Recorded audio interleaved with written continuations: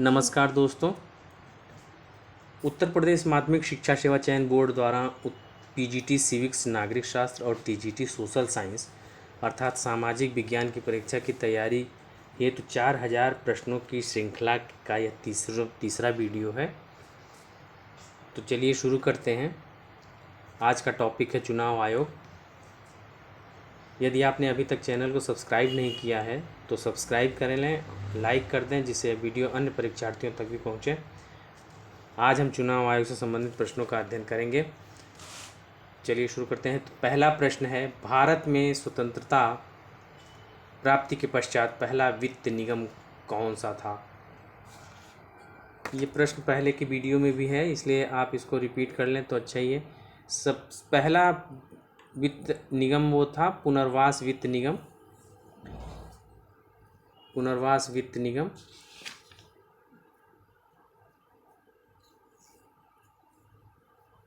दूसरा प्रश्न देखते हैं। आइए दूसरा प्रश्न देखते हैं। राष्ट्रीय एकता परिषद का उद्भव किस सन में हुआ? यह प्रश्न विवादित है क्योंकि राष्ट्रीय एकता परिषद का उद्भव सितंबर-अक्टूबर 1961 में प्रधानमंत्री जवाहरलाल नेहरू द्वारा एक सम्मेलन के दौरान हुआ था, जिसकी पहली बैठक 1962 में हुई थी। 1961-62 का कहीं जिक्र नहीं है इसमें, इसलिए इस प्रश्न को छोड़ते हुए आगे बढ़ते हैं। भारत में संघीय विधानमंडल द्वारा कब मधुआ मजदूर प्रथा उन्मूलन कानून पारित किया गया था? इसका उत्तर है 1976 में। केवल रटने वाली चीज़ है, आप इसको देख लीजिए। राष्ट्रीय महिला आयोग कब बनाया गया?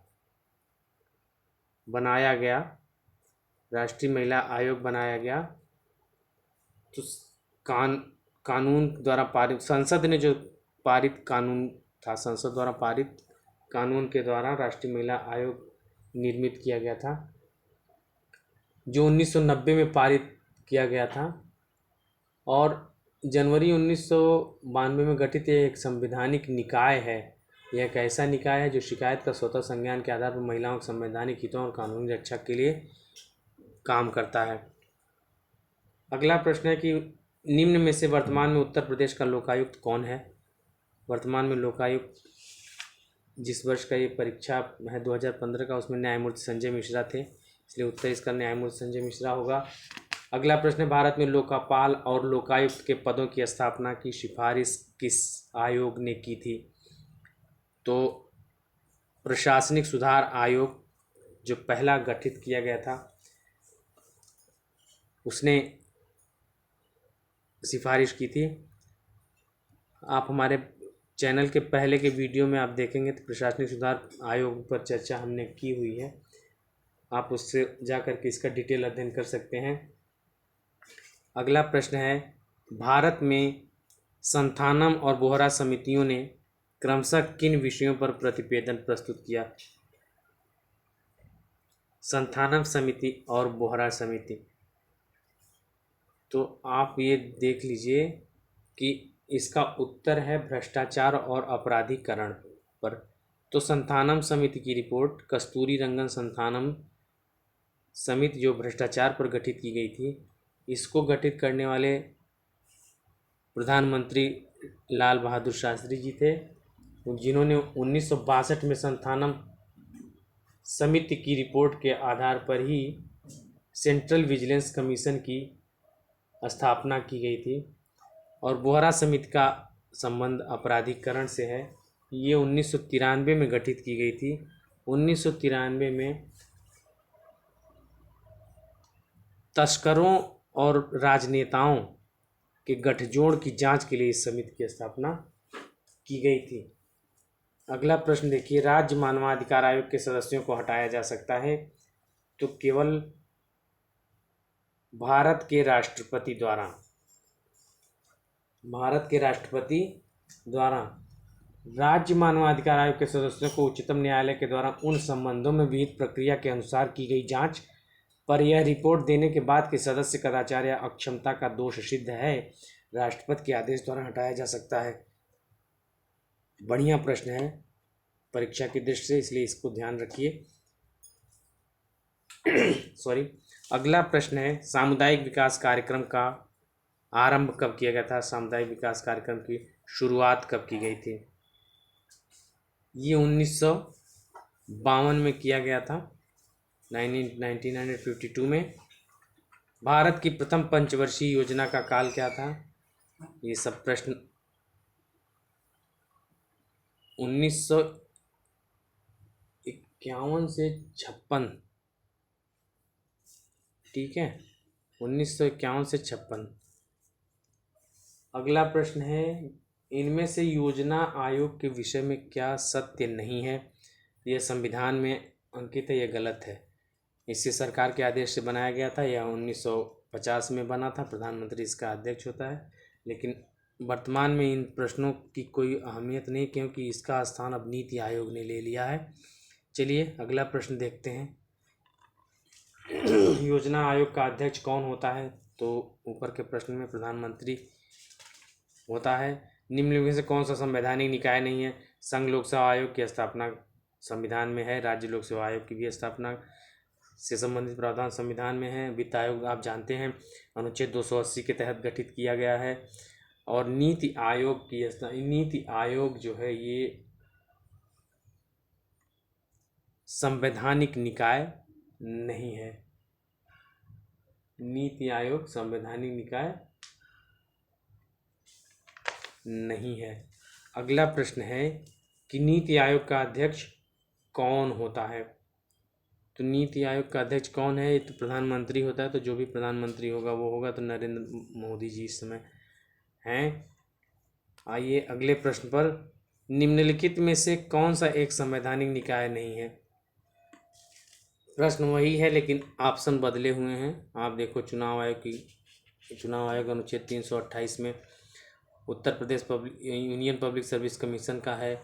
वित्त आयोग की चर्चा मैंने पहले करी ही है। यही नीति आयोग ही है जिसमें मतलब इसको संवैधानिक निकाय नहीं माना जाता है। निम्नलिखित से कौन सा संवैधानेतर संस्था है? वित्त आयोग, निर्वाचन आयोग, अंतर्राज्यीय परिषद, योजना आयोग। सीधी सी बात है, योजना आयोग। अगला प्रश्न है, राष्ट्रीय विकास परिषद का पदेन सचिव कौन होता है? ये प्रश्न थोड़ा सा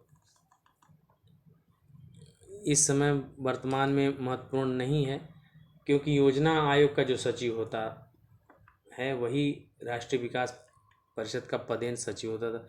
जब योजना आयोग ही नहीं रह गया तो अब इसमें थोड़ा सा प्रश्न को नए सिरे से देखना पड़ेगा। आइए, भारत में राष्ट्रीय विकास परिषद कब गठित की गई थी? भारत में राष्ट्रीय विकास परिषद की राष्ट्रीय विकास परिषद का गठन किया गया था 6 अगस्त 1952 को। अगला प्रश्न है, क्षेत्रीय परिषदों से संबंधित। क्षेत्रीय परिषदें ये क्या हैं? तो क्षेत्रीय परिषदें ये परामर्शदात्री इकाइयाँ होती हैं, परामर्शदात्री इकाइयाँ होती हैं। अगला प्रश्न, भारत में अंतर्राज्यीय परिषद की स्थापना कब की गई थी? इन सब प्रश्नों को सीधे सीधे रटना है। 1990 में की गई थी अंतर्राज्यीय परिषद की स्थापना। और अंतर्राज्यीय परिषद की स्थापना करता कौन है? अंतर्राज्यीय परिषद की स्थापना राष्ट्रपति द्वारा की जाती है। यही अगला प्रश्न है कि एक अंतर्राज्यीय परिषद की स्थापना की जा सकती है। ऑप्शंस आपके हैं, राष्ट्रपति द्वारा, संसद द्वारा, राष्ट्रीय विकास परिषद द्वारा, क्षेत्रीय परिषद द्वारा। तो आप राष्ट्रपति द्वारा की जाती है।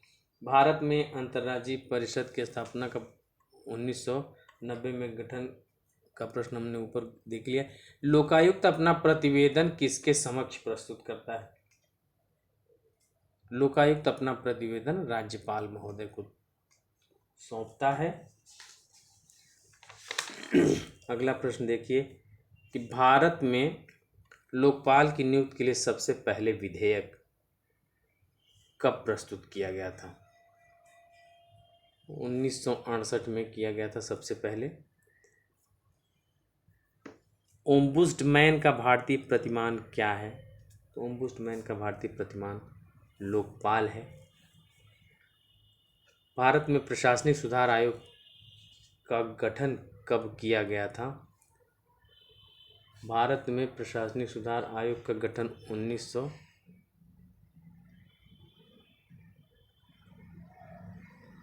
नहीं, इसमें नोटा को मतदान में भारत में प्रशासनिक सुधार आयोग का गठन 1966 में किया गया था। इसके पहले एक प्रश्न छूट रहा था, नोटा को मतदान में भारत की वोटिंग मशीन में पहली बार कब पेश किया गया था? ये 2013-14 में सबसे पहले NOTA none of the above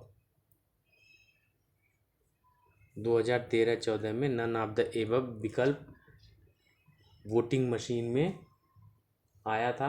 अब इसका लोग उपयोग कर रहे हैं। अगर अभी तक आपने हमारे चैनल को सब्सक्राइब नहीं किया तो चैनल को सब्सक्राइब कर दें प्लीज़, और 4000 प्रश्नों के अध्ययन की इस श्रृंखला में आप अपना अध्ययन करते रहिए। मेरी शुभकामनाएं आपके साथ हैं। जय हिंद, जय भारत।